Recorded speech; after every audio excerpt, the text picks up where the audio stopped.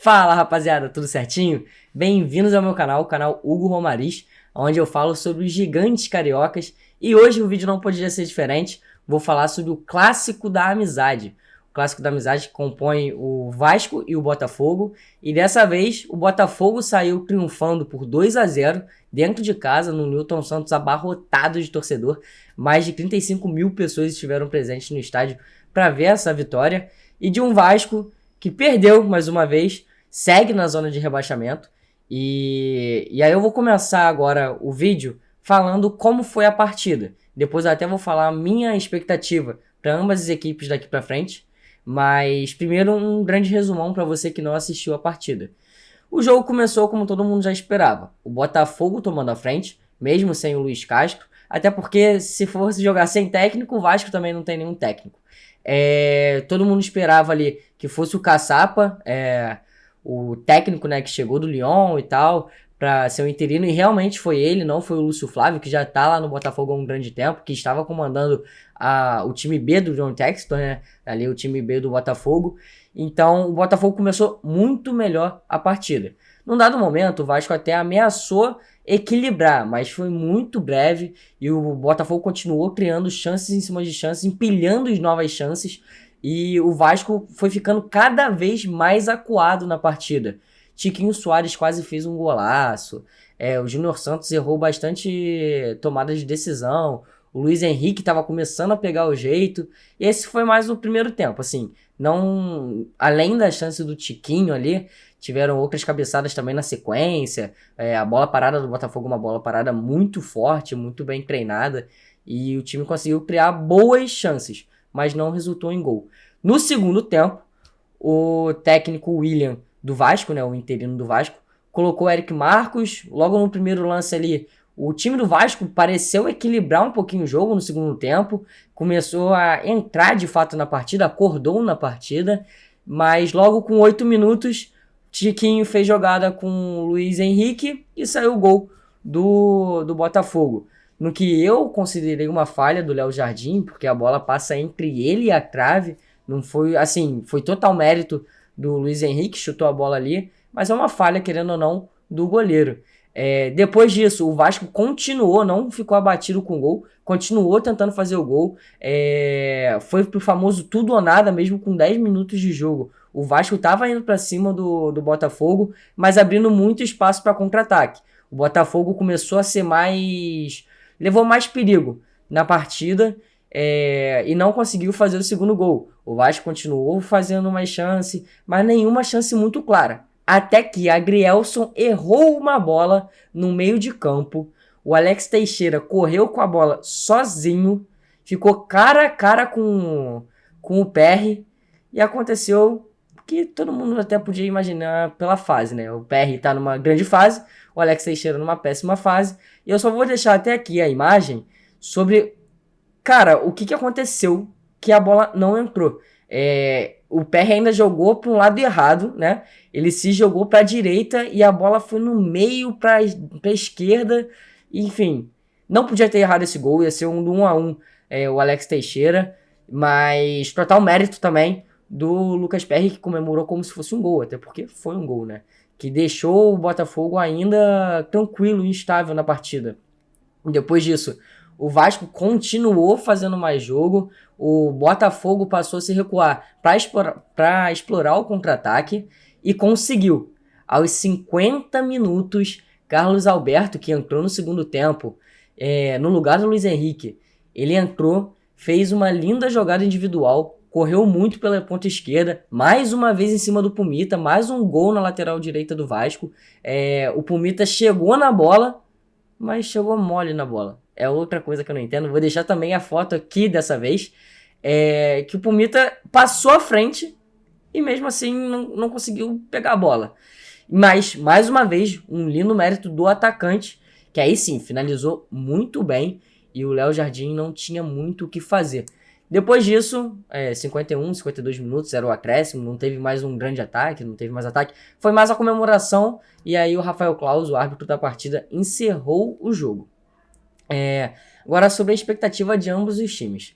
Eu vou botar aqui o Botafogo, líder do campeonato, com 7 pontos a mais, 33 pontos, contra 26 do Grêmio, que venceu ontem. E a expectativa é que o duelo da próxima rodada seja um duelo chave para o Botafogo. Até porque ele vai poder abrir, no mínimo, 8 pontos caso vença a partida. Porque vai ser diretamente contra o Grêmio. E vencendo do Grêmio, e o Flamengo e o Palmeiras empatando, pode abrir até 11 pontos de vantagem. E não é nada impossível, até porque o time do Grêmio é um time que oscila muito e o time do Botafogo é um time que, querendo ou não, muita gente estava com medo de ter desandado um pouco sem o Luiz Castro, mas não, manteve a consistência, a defesa estava impecável praticamente, apenas o lance realmente do erro individual do Adrielson, que é uma coisa muito difícil de acontecer. Então assim, é mais uma semana pro Botafogo treinar, não vai ter jogo. Aí sim, o Caçapa vai entrar no vestiário, vai conseguir fazer mais treinos, até porque ele só treinou uma vez antes de entrar em campo hoje. Então, esse eu acho que é a expectativa do Botafogo. Pelo menos terminar o primeiro turno muito bem, tranquilo, muito suave na liderança do campeonato e fazer um segundo turno que lembra até o Corinthians de 2017, que era do Fábio Carelli, que muitos não confiavam tanto no trabalho, não confiavam tanto nos jogadores, no elenco, não conheciam o técnico, querendo ou não, o Luiz Castro não era um técnico muito conhecido aqui no Brasil, e que acabou campeão mais pelo primeiro turno do que no segundo. Não estou falando que o Botafogo vai decair nesse segundo turno, mas é um ponto a se pensar também, porque a gordura que está sendo feita do Botafogo é uma gordura muito boa, pode chegar a 11 pontos, 10 pontos, 7 pontos que seja. São 2, 3 rodadas à frente de um segundo colocado. Isso é absurdamente inimaginável perder o título, né? Eu acho que isso só aconteceu em 2021, quando a diferença era quando a diferença era São Paulo e Flamengo, e aí o São Paulo começou a cair com o dinizismo, que a gente pode falar em outro vídeo sobre o Fluminense. E aí o Internacional e o Flamengo assumem as lideranças, né, as primeiras posições, e o Flamengo acaba sendo campeão naquele campeonato de 2020, né? Eu falei 21, peço perdão. Já o Vasco, que eu vou botar aqui, o Vasco tá numa situação complicadíssima no campeonato. Até porque agora ele segue na zona de rebaixamento, não tá em 17º, tá em 18º, é o segundo, né, na zona de rebaixamento. E o primeiro que tá fora é o Corinthians, com os mesmos, com 12 pontos, 3 pontos a mais que o Vasco. O Vasco agora está com 9 pontos. Para sair da zona de rebaixamento, tem que vencer a próxima rodada, esperar que o Corinthians perca a próxima rodada e tire o saldo de 5 gols. Tirar esse saldo significa que o Vasco precisa ganhar de 3-0 e o Corinthians perder de 2-0, por exemplo. E aí iguala o saldo de gols para depois ver a vitória, que ambos têm a mesma quantidade de vitórias. Então, assim, vai ser muito complicado para o Vasco sair nessas próximas 2 rodadas. O Vasco, principalmente, o Botafogo, eu acho que não vai fazer grandes investimentos nessa janela de transferência, mas o Vasco precisa. O Vasco não é nem mais uma questão de tipo, tem que contratar alguém. Não, o Vasco precisa contratar alguém. O Vasco não tem um time formado. O Bambu não consegue se firmar ali na defesa, o Capasso não consegue, o Miranda não consegue. Você vai pro meio de campo, o Andrei saiu, o Jair não estava em campo, é só menino da base praticamente. Porque aí depois entra Galarza, entra Marlon Gomes, entra de Barros, entra Rodrigo. Não tem uma contratação boa ali no meio de campo. E aí você vai para meio armador. O meio armador hoje é o Alex Teixeira, que nunca jogou de meio armador, mas tá tentando quebrar esse galho e não tá conseguindo, tá jogando muito mal nessa função. Tem o Orediano também, tem o Carvajal, e nenhum deles consegue se firmar. O Orediano não consegue jogar nem na ponta direita, que é a sua principal posição. Aí vai o Gabriel Peck, que tá oscilando muito. O Figueiredo tá oscilando mais ainda na esquerda. E aí você vai pro ataque, o Pedro Raul não consegue criar oportunidade de gol. O Ryan, que é um menino muito jovem, é sub-18, se eu não me engano, tá conseguindo jogar melhor, mas é outro menino que oscila muito. Então o Vasco vai ter que ser muito agressivo nessa janela de transferência. Muita gente compara, né? Que a SAF no ano passado no Botafogo, no meio do ano, foi completamente fora da curva. E que o Vasco vai fazer a mesma coisa, vai conseguir pegar uma Sul-Americana. Cara, pra quem não lembra, o Botafogo no ano passado começou muito bem. Tanto que tem a fala do John Textor que fala, se continuar nas cabeças eu vou fazer um alto investimento. E aí veio o Tiquinho, veio o Marçal, veio o Cuesta, já estava, se eu não me engano. A questão é que vieram muitos bons jogadores no meio do ano, coisa que a gente não vê muito na movimentação do Vasco nesse meio de ano.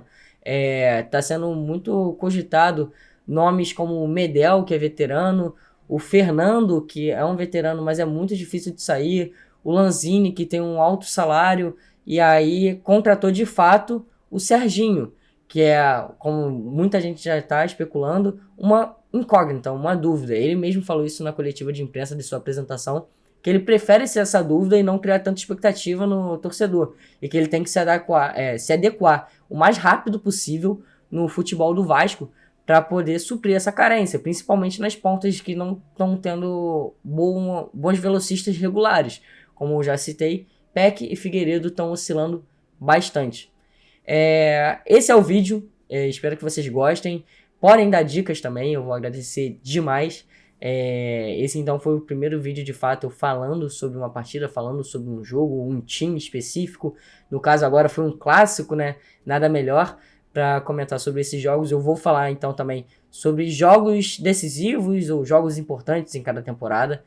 E peço perdão qualquer coisa pela voz, mas ontem eu saí e a voz ficou um pouquinho ruim, um pouquinho falha, mas me cuidei bastante para poder fazer esse vídeo também, tá bom?